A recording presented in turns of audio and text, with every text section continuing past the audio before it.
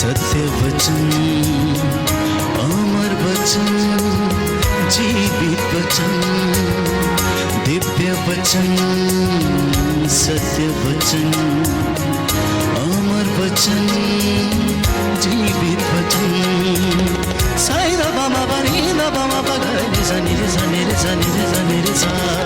दिव्य वचन, सत्य वचन, अमर वचन, जीवित वचन, दिव्य वचन, दिव्य वचन।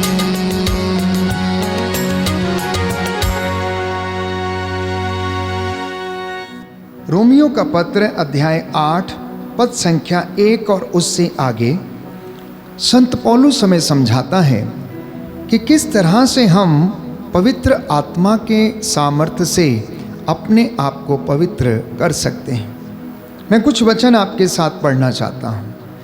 लिखा है, जो लोग ईसा मसीह से संयुक्त हैं उनके लिए अब कोई दंड आज्ञा नहीं रह गई, क्योंकि आत्मा के विधान ने जो ईसा मसीह द्वारा जीवन प्रदान करता है मुझको पाप तथा मृत्यु की अधीनता से मुक्त कर दिया है। अर्थात संत पौलुस हमें समझाता है कि जो सामर्थ्य पवित्र आत्मा हम पर प्रकट करता है उस सामर्थ्य के द्वारा मैं और आप अब उस दंड आज्ञा के भागीदार नहीं हैं, क्योंकि हम मसीह से संयुक्त हैं और मसीह का आत्मा हमारी जिंदगियों में कार्यरत है। आगे वो लिखता है कि मानव स्वभाव की दुर्बलता के कारण मूसा की संहिता जो कार्य करने में असमर्थ थी वह कार्य ईश्वर ने कर दिया है। उसने पाप के प्रायश्चित के लिए अपने पुत्र को भेजा, जिसने पापी मनुष्य के सदृश शरीर धारण किया।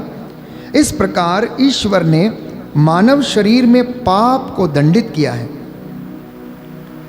जिससे हम में जो कि शरीर के अनुसार नहीं बल्कि आत्मा के अनुसार आचरण करते हैं संहिता की धार्मिकता पूर्णता तक पहुंच जाए। संत पौलुस इस विषय में स्पष्ट करता है कि जो कार्य मूसा की संहिता नहीं कर सकी वो कार्य ईश्वर ने अपने परम प्रिय पुत्र यीशु मसीह के द्वारा कर दिया। उसके प्रायश्चित के कारण उसने सारी दुनिया का उद्धार किया। वो हमारा उद्धार करता है। और जो लोग आत्मा से संचालित हैं, प्यारे भाइयों और बहनों, वो धार्मिकता की पूर्णता तक पहुंच जाएं, ये ईश्वर की इच्छा। आगे लिखा है, क्योंकि जो शरीर की वासनाओं से संचालित हैं वे शरीर की बातों की चिंता करते हैं और इसका परिणाम मृत्यु है। जो आत्मा से संचालित हैं वे आत्मा की बातों की चिंता करते हैं और इसका परिणाम है जीवन और शांति, क्योंकि शरीर की वासना ईश्वर के प्रतिकूल है और ईश्वर के नियम के अधीन नहीं होती और हो भी नहीं सकती। जो लोग शरीर की वासनाओं से संचालित हैं उन पर ईश्वर प्रसन्न नहीं होता। यदि ईश्वर का आत्मा सचमुच आप लोगों में निवास करता है तो आप शरीर की वासनाओं से नहीं बल्कि आत्मा से संचालित हैं। जिस मनुष्य में मसीह का आत्मा निवास नहीं करता वह मसीह का नहीं है। यदि मसीह आप में निवास करते हैं तो पाप के फलस्वरूप शरीर भले ही मर जाए, किंतु पाप मुक्ति के फलस्वरूप आत्मा को जीवन प्राप्त है। जिसने ईसा को मृतकों में से जिलाया, यदि उसका आत्मा आप लोगों में निवास करता है तो जिसने ईसा मसीह को मृतकों में से जिलाया वह अपने आत्मा द्वारा जो आप में निवास करता है आपके नश्वर शरीरों को भी जीवन प्रदान करेगा।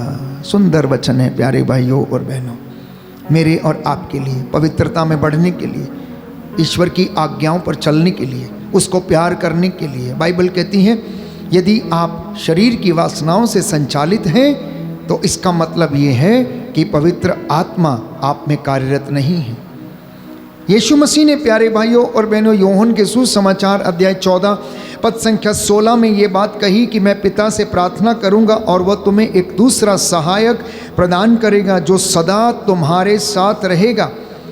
और इतना ही नहीं, यूहन्ना के सुसमाचार अध्याय 14 पद संख्या 2 में उन्होंने कहा कि वह सहायक व पवित्र आत्मा जिसे पिता मेरे नाम पर भेजेगा तुम्हें सब कुछ समझा देगा, मैंने तुम्हें जो कुछ बताया है वो उसकी याद तुम्हें दिलाएगा, स्मरण कराएगा। क्या मैं और आप उन बातों को याद कर पाते हैं? अपने आप से पूछिए। यदि आप कर पाते हैं तो इसका अर्थ यह है कि पवित्र आत्मा आपके शरीरों में कार्यरत है। संत पौलुस कहता है, क्या आप नहीं जानते कि तुम्हारा शरीर पवित्र आत्मा का मंदिर है? जो इसे नष्ट करेगा मैं उसे नष्ट कर दूंगा, ईश्वर कहता है। तो यदि आप ईश्वर के कामों को करने में समर्थ हैं, यदि आप उसके भलाई के काम कर रहे हैं, यदि सेवकाई का काम निस्वार्थ रूप से आप कर रहे हैं, ईश्वर की आज्ञा के अनुसार जीवन बिताने की कोशिश कर रहे हैं, तो इसका सीधा स्पष्ट मतलब यही है कि पवित्र आत्मा आपकी ज़िंदगी में कार्यरत है और वो कार्य कर रहा है। प्यारे भाइयों और बहनों, वे लोग जो शरीर की वासनाओं से संचालित हैं, संत पौलुस कहता है ईश्वर उनमें निवास नहीं करता है। तो संत पौलुस समझाता है कि आत्मा हमें सहायता करता है, हमें ईश्वर को अब्बा पिता कहकर पुकारना सिखाता है, वो हमें ले चलता है। इब्रानियों के पत्र में हम पढ़ते हैं कि आत्मा हमें अनुग्रह के सिंहासन की ओर जाने के लिए प्रेरित करता है। क्यों? ताकि हमें वहां से दया मिले, उस अनुग्रह के सिंहासन से जहां से दया का झरना फूट निकला, प्रेम का झरना फूट निकला, करुणा का झरना फूट निकला। पवित्र आत्मा हमें उस झरने तक पहुंचने में सहायता करता है। आप में से जितने भी लोग मुझे इस YouTube चैनल के माध्यम से सुन रहे हैं, अपने घरों में बैठकर प्रार्थना करना, पवित्र आत्मा की सामर्थ्य मांगना, ताकि आपको शब्द दिए जाए, आपको योजना बनाने के लिए परमेश्वर सामर्थ्य दे, सोचने के लिए आपको प्रेरणा दे और ईश्वर की बातों को खोजने, ईश्वर की बातों को करने के लिए आपको सामर्थ्य दे, जिससे कि आप लोग ऊपर की चीज़ें खोजें, पवित्र आत्मा के वरदानों की आप लोग अभिलाषा कर पाए हैं। हम में से बहुतों को शक होता है कि पवित्र आत्मा के कार्य क्या है। पवित्र आत्मा के कार्य तो अनेक हैं, उनमें से बहुत से कार्य जिनके विषय में बाइबल हमें बताती है इस प्रकार है। सबसे पहले पवित्र आत्मा एक काउंसलर है, एक शिक्षक के रूप में वो हमारी जिंदगियों में कार्य करता है। जैसा कि यूहन्ना के सुसमाचार अध्याय 14 पद संख्या 2 में लिखा, वह सहायक पवित्र आत्मा जिसे पिता मेरे नाम पर भेजेगा वह तुम्हें सब कुछ समझाएगा, वह तुम्हें सब कुछ सिखाएगा। लूकास के सुसमाचार अध्याय 12 पद संख्या 12 में प्रभु का वचन हमें बताता है, क्योंकि उस घड़ी पवित्र आत्मा तुम्हें सिखाएगा कि तुम्हें क्या क्या करना चाहिए। इसलिए जब आप लोग विषम परिस्थिति में होते हैं, जब समझ में नहीं आता कि हमें क्या करना चाहिए, किस ओर जाना चाहिए, निर्णय क्या लेना चाहिए, क्या निर्णय मेरी ज़िंदगी के लिए अच्छा होगा, कौन सा निर्णय मेरी ज़िंदगी के लिए बुरा होगा, उस वक्त कुछ समय प्रभु की हुजूरी में बैठकर प्रार्थना करना और पवित्र आत्मा आपके अंतरतम में आपको याद दिलाएगा, आपसे बातें करेगा, आपको समझाएगा। पवित्र आत्मा प्यारे भाइयों और बहनों हर पल हर क्षण हमारे साथ हैं। क्या मैं और आप उसका प्रयोग करना जानते हैं? क्या उसको हम बुलाना जानते हैं? क्या हम उसके सामर्थ्य से काम करना जानते हैं? बहुधा हम लोग इस बात को समझने में असमर्थ हैं। तो पवित्र आत्मा हमारे लिए मध्यस्थता करता है, प्रार्थना करता है, जैसा कि संत पौलुस रोमियो के पत्र अध्याय 8 पद संख्या 26 में हमें बताता है कि आत्मा हमारी दुर्बलता में हमारी सहायता करता है। इतना ही नहीं, आत्मा हमें ले चलता है। The Holy spirit leads us.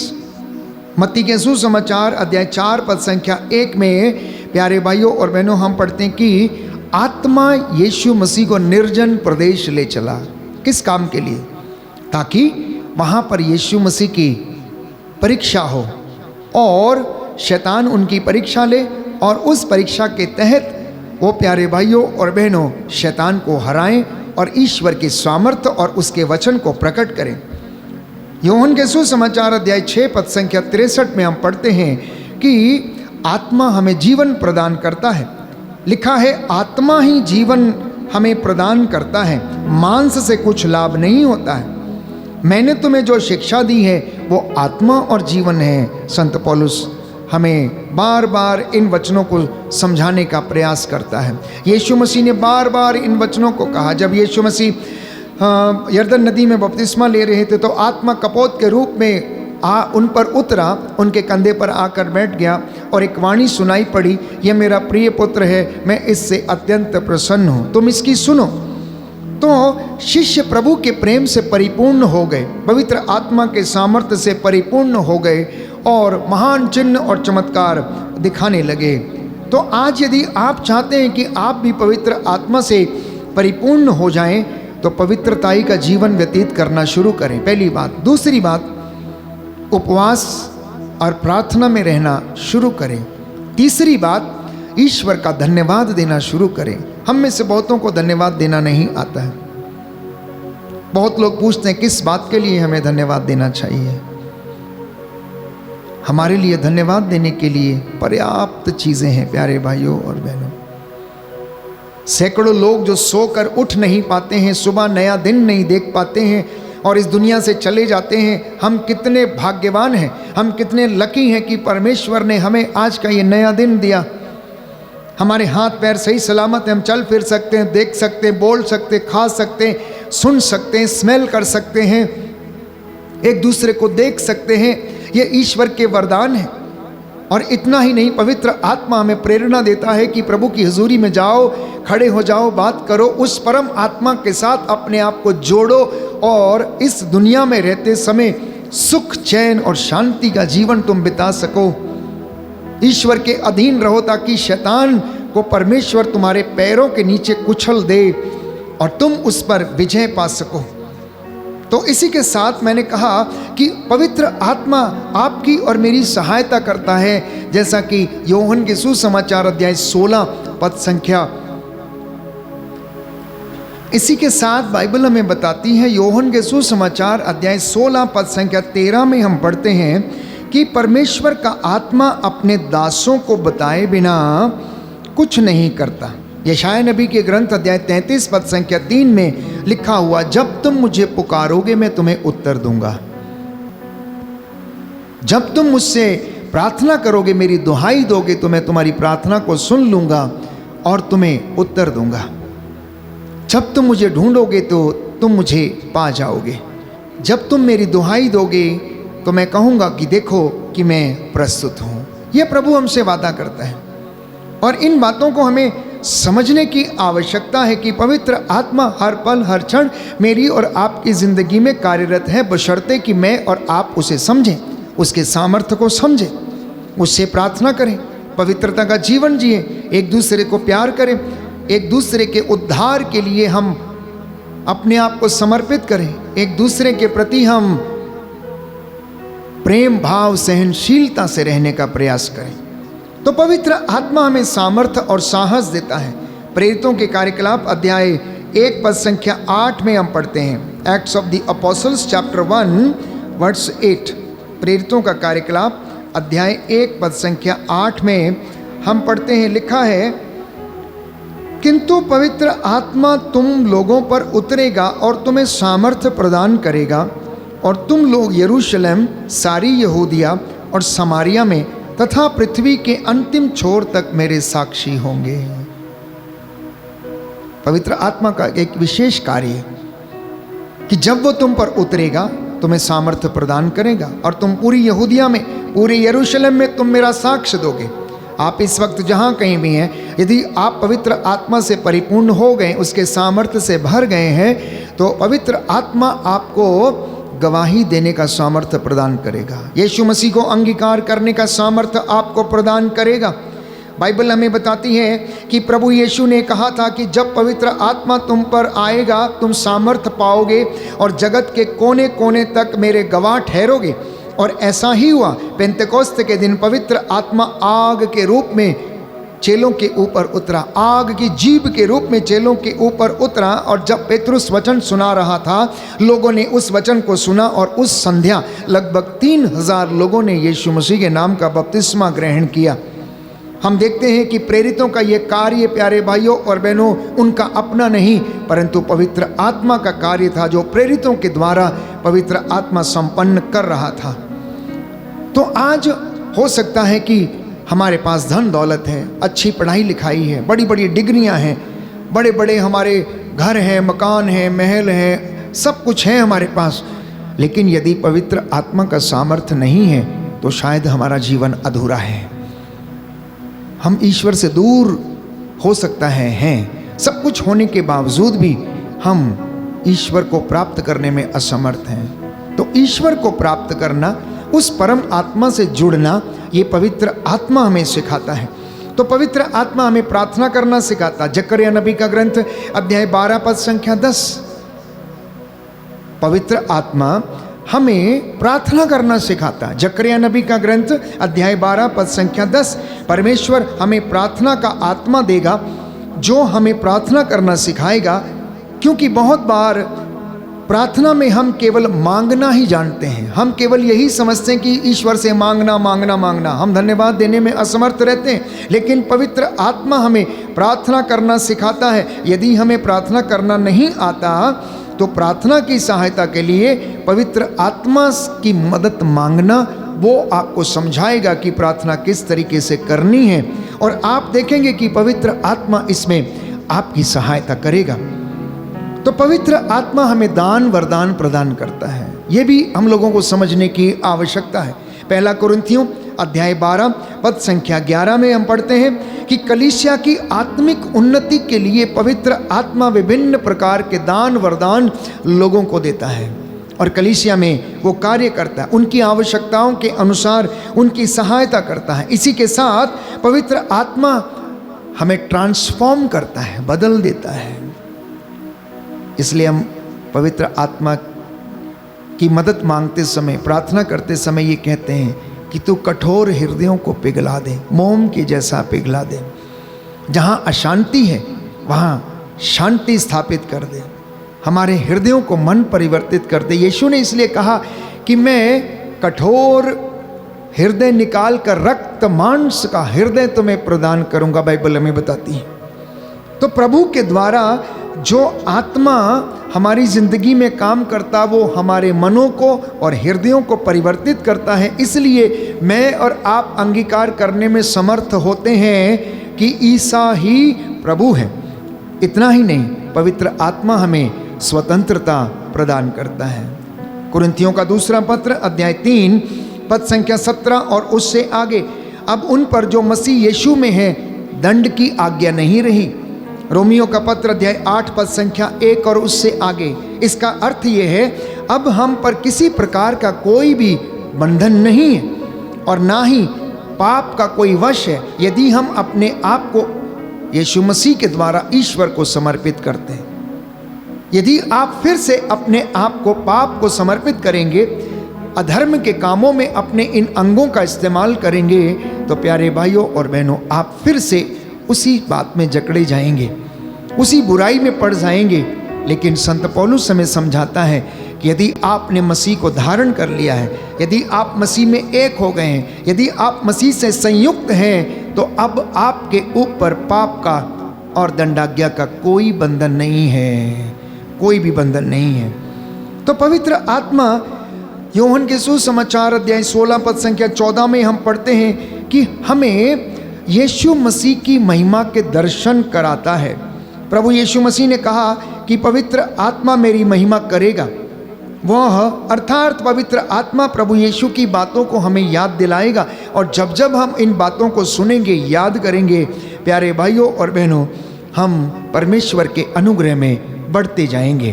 तो पवित्र आत्मा हमारे लिए मध्यस्थता करता है, प्रार्थना करता है, हमें दिशा दिखाता है, हमें ले चलता है, दुर्बलता में हमारी सहायता करता है, हमारी आवश्यकताओं में हमारी मदद करता है, हमें बोलना सिखाता है, हमें चलना फिरना उठना बैठना सिखाता है। यीशु मसीह के मनोभावों के जैसा भाव वो हमें प्रदान करता है। इसलिए आप लोग, बाइबल कहती है कि आत्मा को दुखी ना किया करें। वो पवित्र तृत्व का तीसरा व्यक्ति है। जो दुखी होता है, जब इंसान अपवित्रता में रहता है, जब मैं और आप अपवित्रता में रहते हैं, पाप में रहते हैं और आत्मा के विरुद्ध हम बातें करते हैं, उसके सामर्थ्य को हम पहचान नहीं पाते हैं, तो हम उसका दिल दुखाते हैं। इसलिए संत पौलुस कहता है, do not grieve the Holy Spirit. पवित्र आत्मा को आप दुखी ना किया करें, बल्कि उसके सामर्थ्य के लिए आप प्रार्थना करें, उसके सामर्थ्य से भरने के लिए अपने आप को सरेंडर करें। उसके वचनों के द्वारा आप परमेश्वर के रहस्यों को जानने में समर्थ हो जाएं। आइए हम प्रार्थना करेंगे कि प्रभु आप लोगों को पवित्र आत्मा के दान वरदान से भरे, आशीष प्रदान करे और वो पवित्र आत्मा आप लोगों को ईश्वर की इच्छा के अनुसार जीवन व्यतीत करने की कृपा प्रदान करे। प्यारे भाइयों और बहनों, कुछ वचन मैं आप लोगों के साथ दोहराना चाहता हूँ, जहाँ पर बाइबल हमें बताती है प्यारे भाइयों और बहनों कि आप लोगों ने भी सत्य का वचन, अपनी मुक्ति का सुसमाचार सुनने के बाद मसीह में विश्वास किया है और आप पर उस पवित्र आत्मा की मोहर लग गई है जिसकी प्रतिज्ञा की गई थी। सुंदर वचन है। संत पौलुस समझाता है कि आप लोगों ने ईसा मसीह का वचन सुनने के बाद उसे स्वीकार किया, उसमें विश्वास किया, उसे अपना उद्धारकर्ता अंगीकार किया, हृदय में विश्वास किया और इसके द्वारा आप लोगों पर पवित्र आत्मा की मोहर लग गई है जिसकी प्रतिज्ञा पवित्र बाइबल में की गई थी। और वो मोहर दृढ़ विश्वासी के रूप में मुझ पर और आप पर लग चुकी है। इसलिए जब जब आप लोग प्रार्थना करते हैं प्यारे भाइयों और बहनों, आप प्रभु से निवेदन करें कि हे प्रभु, तेरा पवित्र आत्मा हमें तेरे अनुग्रह के सिंहासन के पास ले चले ताकि हमें वहाँ से दया मिले। लूकस के सुसमाचार अध्याय 4 पद संख्या 14 और उससे आगे हम पढ़ते हैं कि आत्मा के सामर्थ्य से संपन्न होकर यीशा गलीलिया लौटे, उनकी ख्याति सारे प्रदेश में फैल गई। यदि आप आत्मा से संचालित हैं और आत्मा से भरकर आप वचन बोलेंगे तो प्यारे भाइयों और बहनों, वो वचन लोगों की जिंदगियों को परिवर्तित करेगा। क्योंकि बाइबल कहती है अफेसियों का पत्र अध्याय 6 पद संख्या 10 और उससे आगे कि आत्मा की तलवार ईश्वर का वचन लेकर आप लोग आगे बढ़ना। और ये वचन जो आत्मा की तलवार है, ये आत्मा और जीवन है जो लोगों को शिक्षा देता है, लोगों को चलाता है, सामर्थ्य देता है और ये जीवंत है, सशक्त है, दुधारी तलवार के जैसा है जो लोगों को अंधकार से निकालकर प्रकाश में लेकर आता है और उन पर ईश्वर की महिमा को प्रकट करता है। प्रभु आपको आशीष दे। आज के इस पाक कलाम के सुने और पढ़े जाने से परमेश्वर की महिमा आपकी ज़िंदगी में प्रकट हो। जय यीशु। प्रभु की आशीष में बने रहें।